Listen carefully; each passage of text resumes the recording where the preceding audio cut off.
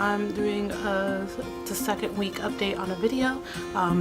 First week I couldn't do a video just because we were busy traveling, busy trying to settle in, so I wrote a little blog post about it.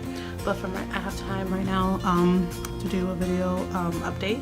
So for my second week of my Japan study abroad trip. So the week started off on Saturday in the sense of uploading a vlog. So the week started on Saturday for me. So we were still in Fukuoka on Saturday, but we left to Beppu for 2 nights. We went to a traditional style hotel, like the hotel was a traditional style of a hotel room, just because Beppu is a city that is famous for their onsens, which are bathhouses. So we went to, I was very surprised that our hotel room wasn't a traditional hotel room like this. It was a tatami floor, so we had to take our shoes off on the at the entrance. And after that, like, we at the middle of the night, like around 6 o'clock, the people come in and put the futons on, so we sleep on the floor, which is very interesting. I'm usually very comfortable with sleeping on the floor, so it wasn't a big deal, but some of my roommates had to put some extra futons on the bottom of their futons just to make it a little bit comfortable for them. I love that experience. But that same day, whenever we traveled to Beppu, we went to Monkey Mountain. Now that was an experience.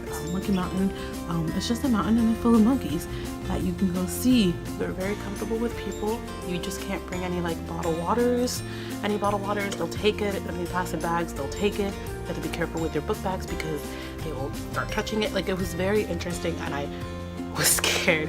There was a very interesting experience there, just because I was Facebook living it, and apparently the monkeys that we were seeing, it was the B group or the C. It was a C group, and then they apparently yesterday they know whenever they're feeding them, and then some of the people from the monkeys from the B group came down and like got fed. So this time around, a whole bunch of the B group came in, and it was the first experience that they have ever seen like that. It was very amazing, and it was very awesome that I got to experience something like that. It was very scary because all you hear is monkeys yelling at each other, and not a fighting, but you can tell they separate each other. So like B group was on the floor, and then C group was like on the other side of the floor, like it was separate, and they were just waiting. They were just waiting to be fed. And then the way they came down the mountain was very scary. Again, scary, just because it's just a whole bunch of monkeys just coming down a mountain. It's very, very, very, very scary experience, but a very interesting experience, to say the least. And then on Sunday, we went to visit Beppu Hills. Now, Beppu Hills is a weird name whenever I first heard of it, but basically it's just a different hot springs, to say the least. There was one that smelled like rotten eggs, just like a natural hot water of it, and then one that was with mud, and then some red one, which I think is another type of mud. It was very interesting to see all the different types of hot springs out there, and it's very interesting to see the smoke billowing from these hot springs. So that's what we did on Sunday for Beppu Hills. On Monday, we left Beppu, which was very sad because I missed sleeping on the tatami mat. Anyone has a chance to go visit or sleep on a tatami floor with futons, go for it. It's very comfortable. I think it's very comfortable, but that's just me. On Monday, we left Beppu to go back to Fukuoka, to our other hotel, and it was basically a free day for us. So throughout the week, we have been walking a lot, so we've been accumulating a lot of laundry, so it was just a laundry day for us. After that, on Tuesday, we left Fukuoka and we went on the Shinkansen to Hiroshima. And then after we got to Hiroshima, we went to climb the Miyajima and then Mise mountain climbing. And it was one of the full of deers. It was amazing. I loved deers. And then we climbed up a mountain, and then we did a ropeway. And it was a beautiful scene there. But my favorite part was just the whole deers in front of you. We didn't go to the deer park that it was very famous for. I think we're going to that sometime this week. But looking at the deers, like, they are very like, well, they were following people. I didn't have food. I didn't want to feed them. I'm okay with not feeding them. It was fine. But there were a couple, once we were waiting for our sensei to come back, so we were gonna leave, and there's a couple of there was a lot of children there. So it's like field trip time. So there's a lot of students there. So there's some of the elementary school students, they were feeding the deer their homework. So they had these little booklets and they were ripping off paper from their books and they were feeding the deers. And then the deer came walking to us and we got a chance to interact with some of the elementary school kids. I had a ticket on my phone case. So I had a ticket like coming out of my phone case and it wanted to eat that, and I was like, no, little deer, you can't eat my food, I'm not feeding you. And one of my other roommates, she had a bag that she bought from visiting the shrines, and the deer grabbed a hold of it and like ripped off part of the bag, and I was like, you just eating paper, and it was very delicious. That's not part of your diet. But that was very funny. So that was Tuesday. Wednesday we went, it was raining the whole day. I don't know why we tend to visit the peace memorials when it's raining. It's a very odd time to visit, but we went to the Hiroshima Peace Memorial Museum. Again, a lot of students. It was field trip time. It was interesting seeing the remains from the blast. Like, I've seen so many documentaries and videos and YouTube videos about it, and seeing it in person, it's amazing how this building withstood the blast from the bomb. And unfortunately, the bigger part of the museum was under construction, so we had to visit the smaller museum, and it was not that great, unfortunately, just because it was smaller. It was so packed with so many kids, so I couldn't really interact with the museum as much. But again, it's the same thing, just visiting something and just seeing all the testimonies and reading diaries.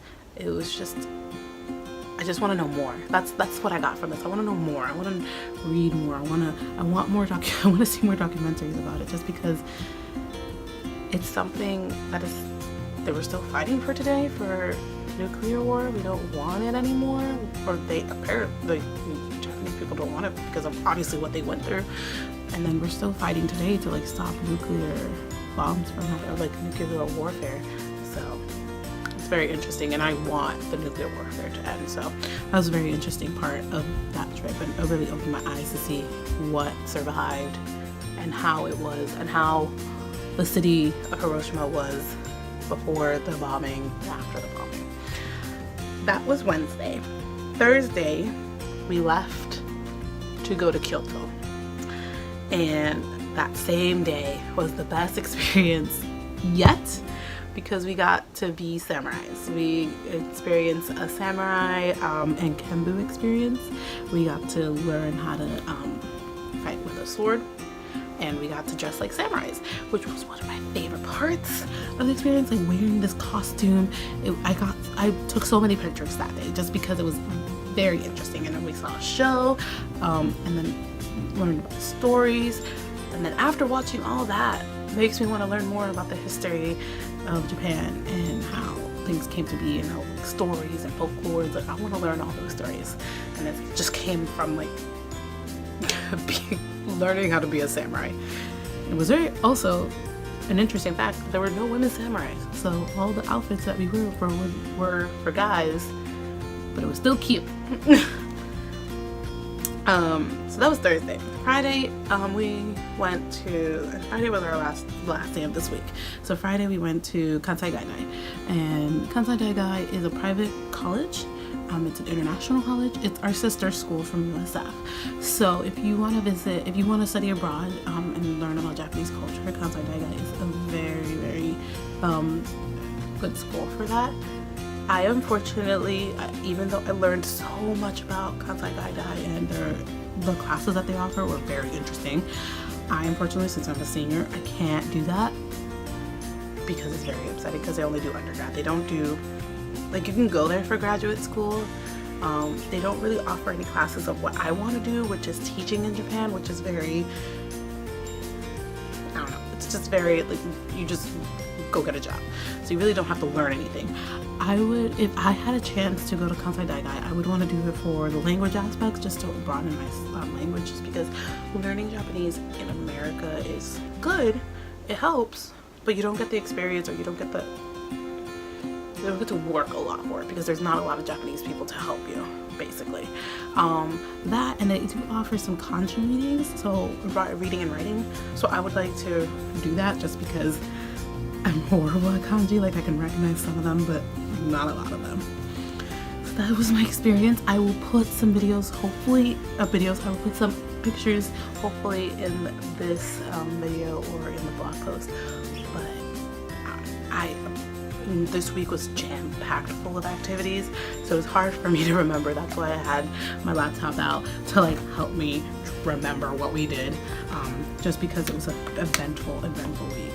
And next week we have more events, more things to do. That's our last week. We're leaving Kyoto and then we're going to Tokyo, and I can't believe it's almost over 3 weeks. It's not enough, but there's more to go. So I'll see you next time.